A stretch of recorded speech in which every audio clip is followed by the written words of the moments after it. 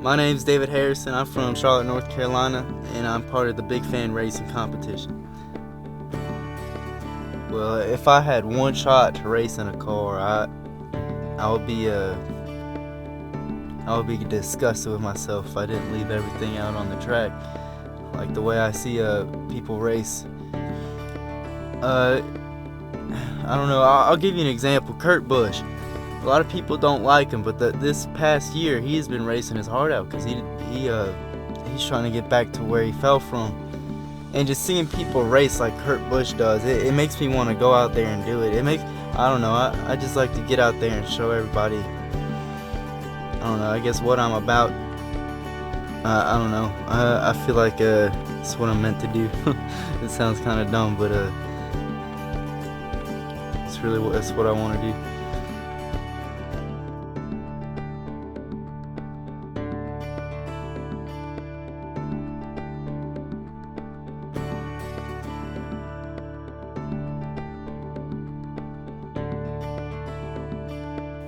My name is Darren Austin. I'm in the Big Fan Racing Drivers Competition to be a developmental driver for BFR. In this competition, I have a chance to become a NASCAR driver. This has been a dream and a passion of mine for many years. Just thinking back on all the times that I wish that I could have been in a truck, a car, anywhere on the track, I finally had the opportunity. That door has been open for me. I'm excited about this adventure I'm about to go on and the road I'm going to travel down. Growing up as a teenager, NASCAR was a passion.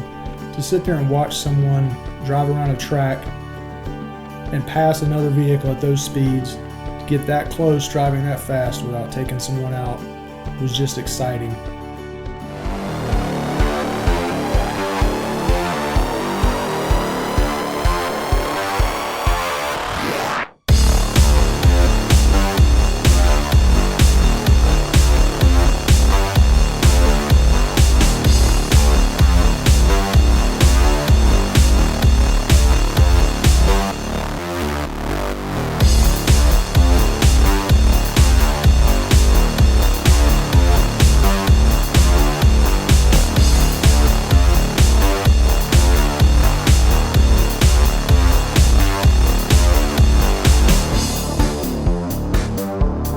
Hey, Josh.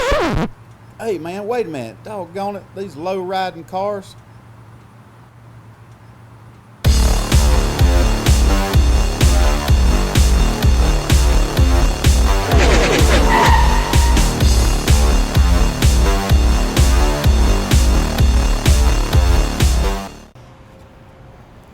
Hey, David. How you doing? Nice to meet you. I'm Mark. Hey, David. Josh. Hi, how are you? So, what do you think about this competition that we're having? Oh, well, I think it's a great opportunity. I'm really excited about it. I hope everything goes well. Yeah, have you ever seen anything like this before? No, sure. I know I haven't. Yeah. Yeah. What about racing? Is it something that you've done before, or is this just a dream that you're trying to get to? Yeah, it's a dream is what it is. I wish I could say I had have some experience with it, but the only experience I have is watching it and playing a Xbox. Yeah. So, yeah. I heard Dale Jr. plays that stuff too. Dale Jr. He's good at it. Really? Yeah. Yeah. Well, I've never been in a car racing myself. Josh can tell you a lot more about, all of that stuff. So, if you're starting out like that, you're probably going to end up on a short track. And he's done short track racing down at Greenville Pickens. All right. So. Okay. Short track's a lot of fun. Like, I raced on a flat track when I started out. It's a lot of stopping and going on the brakes, kind of give you a headache, beating and banging, Yeah. kind of like you're playing out in the woods. Right. Man, there ain't nothing as good as going to Daytona International Speedway, climbing up 4 stories high on the bank, and it's just smooth sailing. It's like you're riding on ice. Yeah, it's I've talked to some of the drivers on that have done some of the fast super speedway stuff, and they say if you can go 100 miles an hour, you can go 200. Really? Kind of the same feelings.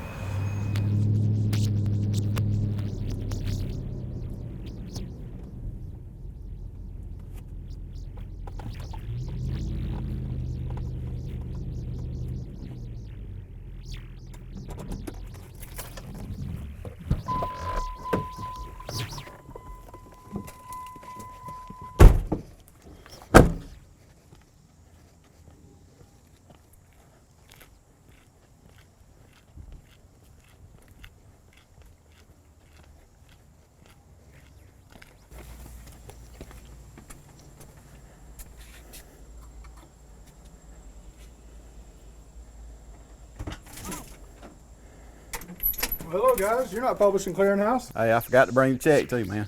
How you doing? I'm Josh, Big Fan Racing. Josh, Darren, nice to meet you. I'm Mark. Mark, nice to meet you. Come on in. All right.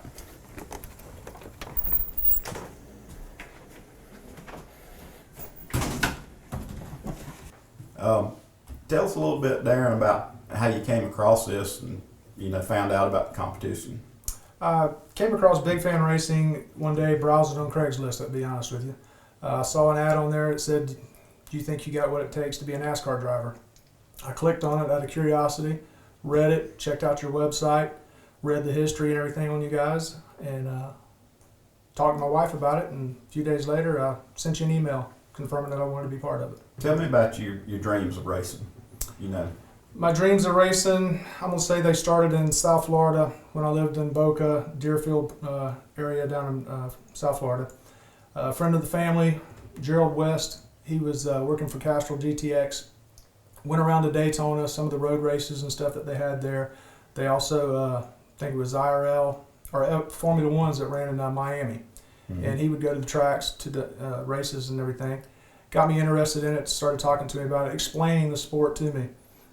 I want to say I was probably 15, 16 at the time. I was curious about it, but wasn't 100% sure. He introduced me to it, and from there it just kind of grew. Not long before we left Florida in '82, I was a diehard Waltrip fan. That was back when he was in the Mountain Dew car. Mm-hmm. And I followed him until he retired. And then from there I went to Bobby Labonte, just following the races, loving them, going to the races every chance I get, going by shops and visiting, researching stuff online. Anything to do with racing, I wanted to be part of it. Mm-hmm. Growing up in the South, NASCAR is just, it's kind of part of those things that fall into the Southern way of life. You'll hear it in every country, well, not every country song, but you'll hear it in music and everything. Hopefully during this competition, you'll get a chance to get out there and we can do some racing. You might have to start out in an ARCA car, but ARCA's a pretty big series. Yeah, it is. I've seen ARCA races on TV, mostly just Daytona and everything, but they're still fun to watch. Who's your favorite driver? Jeff Gordon. Jeff Gordon. Yeah. Hey. Ever since I was little, since I was about 6 years old. Yeah. I know what you mean. I'm a Jeff Gordon fan, a junior fan. Actually, I guess with us being in racing and we've been out there with them, that you really come to respect all of them, and you end up liking a lot of them. But Jeff, he's had a good career.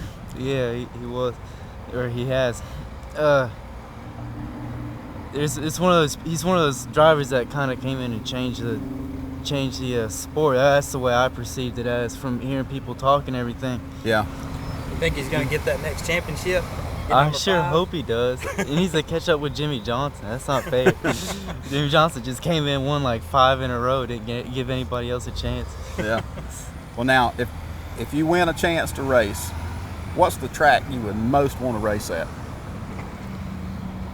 Well, that's a good one. I'd have to say Charlotte, starting out, just because it's where I'm from and everything. Mm-hmm. Second choice would probably be Daytona. How about banging around at Bristol? Is that ever crossed your mind? Yeah, that's probably my third one. Bristol or Martinsville, that'd be fun. Yeah. Yeah, just getting up with getting close to everybody like that. Yeah, that's some real racing there. Yeah. That's when you're beating and banging like that. That's what we're used to down there on the short tracks. Now, Greenville Pickens is like Martinsville, same size and everything. And all the guys from NASCAR, they come down to Greenville Pickens to do their practicing when they're getting ready to go to Martinsville. Okay, yeah. Got several friends I just spent time with at the beach last week. They're like, well, listen, we're going to get to actually know somebody that's going to drive a NASCAR vehicle. It's an ambition and a dream of mine to be behind the wheel of a car, on the track, in a race. Not just at Richard Petty driving experience, which I've done, but to actually be in a race and compete. Right.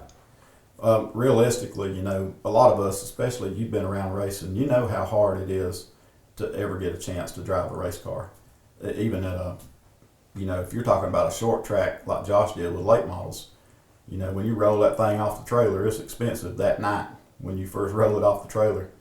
So, I mean, a competition or an opportunity like this, is probably something that'll never ever be presented again. So, are you glad that this came across your path? I'm more than glad. I'm ecstatic about it. I was giddy the first time I saw it. I explained it to my wife, and I told her about it. Then I sent the link to her. She looked at it, looked it over, and then she gave me the green flag on it. She said, "Go ahead if that's something you want to do." She says, "I know how passionate you are about racing, so go for it." Mm-hmm. And that's what we're doing. We're going for it. You got to get that permission. Exactly. She's the boss and the PR rep, so I got to go by what she says. We might have to get her to sign a form just to The waiver make form, sure. I'll get her to do it. It's what you do on Sundays. It's what I've done on Sundays for a really long time. Just sit down and watch a race. If you if you go to church, you can come home, take a nap while you're watching the race, wake up. It's just what we do. Well, when we were talking with you earlier, you were telling us you're getting ready to head off to college. Yeah, that's right. I'm about to be a freshman at East Carolina University. East Carolina? In Greenville, North Carolina. Mm-hmm. How does that feel, knowing that you're leaving Charlotte, going to be in another city like that, and everything that comes with being a freshman in college? You're excited about it? I've turned some of my nervousness into excitement, but I've lived in Charlotte for my whole life. I don't know. It's just I don't know. I don't like changing. Moving's just always, it's difficult for me right now. Right. Don't want to leave my family and everything, all my friends. Yeah. What are you going to study? I'll be a majoring in business management. I'll probably wind up minoring in computer science. Mm-hmm. You don't want to be a race car driver when you grow up? I would love to be a race car driver when I grow up. Do they have that at East Carolina? No, they don't. They don't? Yeah, the closest thing to school was a NASCAR Technical Institute. Yeah. That's not for racers. Well, let me ask you this. We're like 100 miles away from here, but, we're still around a lot of NASCAR people. What's it like living in Charlotte with all this NASCAR stuff going on? Oh, well, I ain't gonna lie to you. People give me crap all the time for loving NASCAR so much. Well, not too much. They don't give me crap for it. It's just I don't know. It's more of a southern thing. Mm-hmm. In Charlotte, you're right here on the border, and even with the NASCAR Hall of Fame and the Speedway and I mean, you get people to go to a race and they'll enjoy it, but I don't know. It's still not the popular thing to do around here. Really? Do people kind of take it for granted around here? Yeah, I would say that's a good way of putting it. People kind of take it for granted. I've always loved it. I've never. It took me a while to realize NASCAR's not so big anywhere else in the world, pretty much, because this is where everything was founded. So. Do you ever have any celebrity NASCAR sightings around Charlotte? Is that something that happens a lot, or they pretty much stay away up in there in the Mooresville area? And well, you'll get a few people saying they went and did their curtains for Dale Earnhardt Jr. I had an ex-girlfriend's mom that said that. Yeah, so just stuff like that. We used to go up to a lake and my dad would see Rusty Wallace out on his boat. Yeah. Sometimes. That's pretty cool. That was his driver. He liked Rusty. Mm-hmm. Because without family, you don't have a whole lot, and NASCAR was built around that. Well, we've got 25 people competing all together, and somebody's going to win that ultimate chance to be a teammate with Josh next year in the trucks. But along the way, there are other opportunities, the way we've got it laid out. I mean, you could race in an ARCA race, and you could get the opportunity for several races, different ones. How would you feel, say, if you raised $48,000 in sponsorship money, but then somebody else won the competition, yet knowing that you would still get a chance to race in probably at least an ARCA race and 2 or 3 truck races? Would that fuel the ambition of what you've been wanting to do? Most definitely. I'd be lying if I said I wouldn't be disappointed that I didn't win the year-long contract. Mm-hmm. That's the ultimate goal for any of us. But to be able to race at least once, I wouldn't pass it up, because that right there, you guys have opened the door for us. I've stepped inside. Now it's up to us as competitors to go and run with it.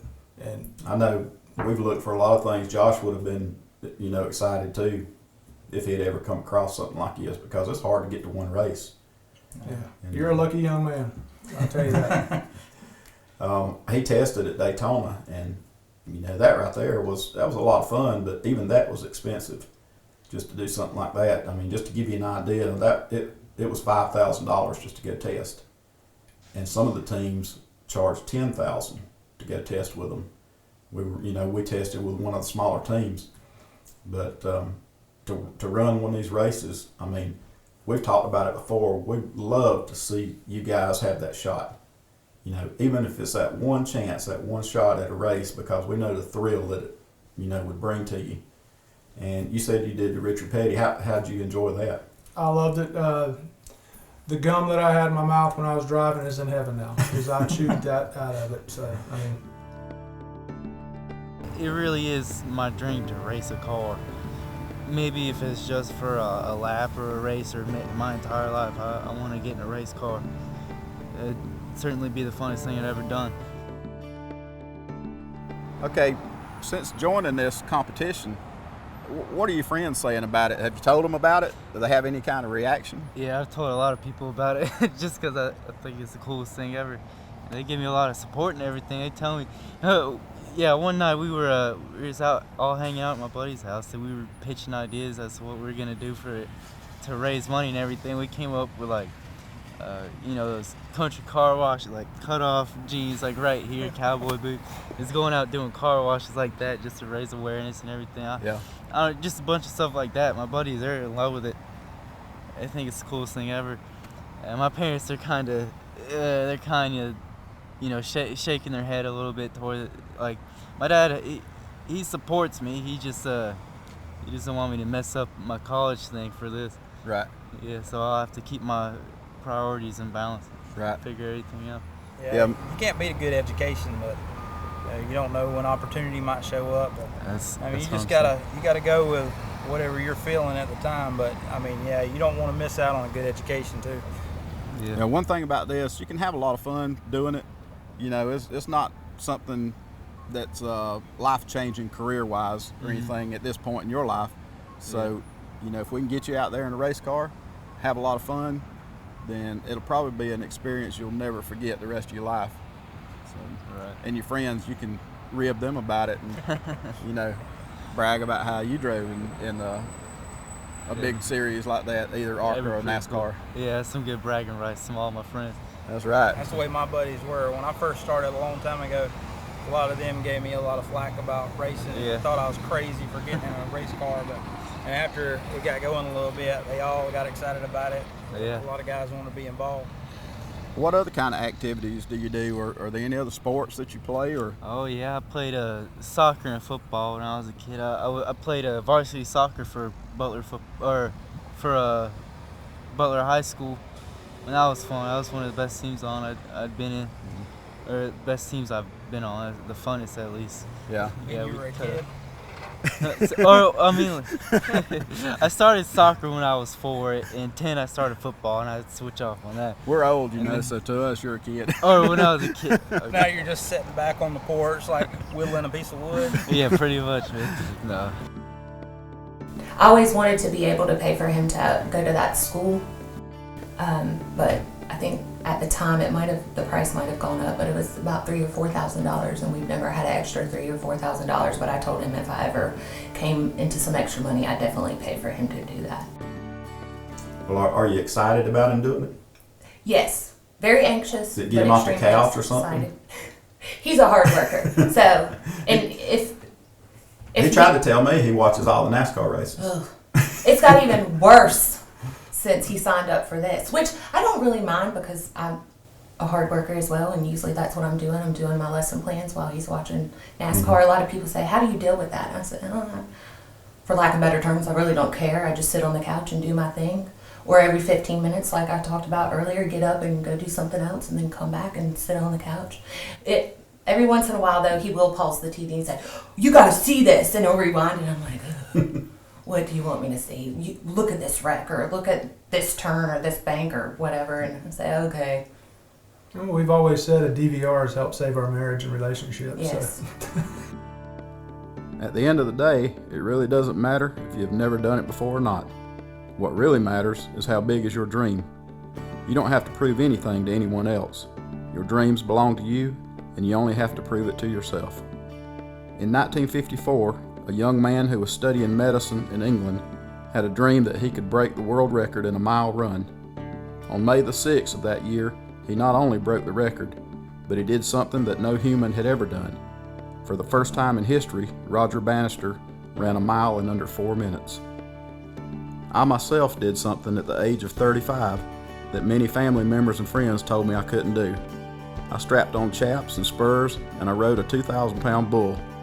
Now, I didn't quite make a full 8 seconds, but for a first-time ride at 35 years old, those 5 seconds were just fine for me.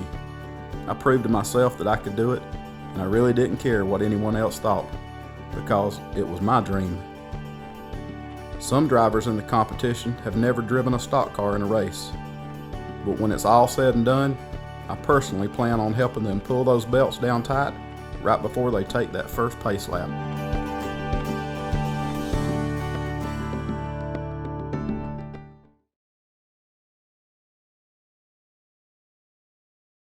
Have you got a girlfriend? What's she think about it? I don't have a girlfriend. Don't have a girlfriend? No. Yeah. Ladies, We're going to take him downtown Charlotte. 18-year-old, college student, just saying, NASCAR driver. Hey, if they find out you're driving a car, you'll have to beat them off with a tire wrench or something. No, you can't beat them off. Let them all roll. let them all hop on, man. I It'll hear be you. all right with me. Well, you guys Hey. look like Publishing Clearinghouse to me. We forgot to check. I'm Josh Watkins at Big Fan Racing. Hey, Darren. Hey, Darren. And hey, Darren. Hey, Darren. And hey, Darren. Hey, Darren. Nice to meet you. I'm Mark. Nice to meet you, Mark. Nice meeting you.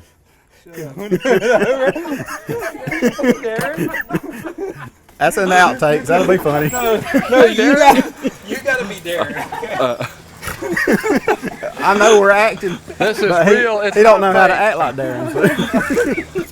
So. Okay, we'll try it again. Trying to get to that point, and when we had the Bush team, unfortunately he was just too young and didn't have enough experience, so there was no way they were going to let him drive. It's hot in here. What in the world are you doing? Sunlight right here. Hey, it's not our fault. I want to make sure I get a good tan. Sunlight? Are you crazy? Well, that stuff smells strong. I'm You going to smell see feminine. what we put up with all the time. I don't want to miss out on a golden opportunity. This is not Daytona. This is Charlotte. We're not at the beach. All right. Pardon that interruption.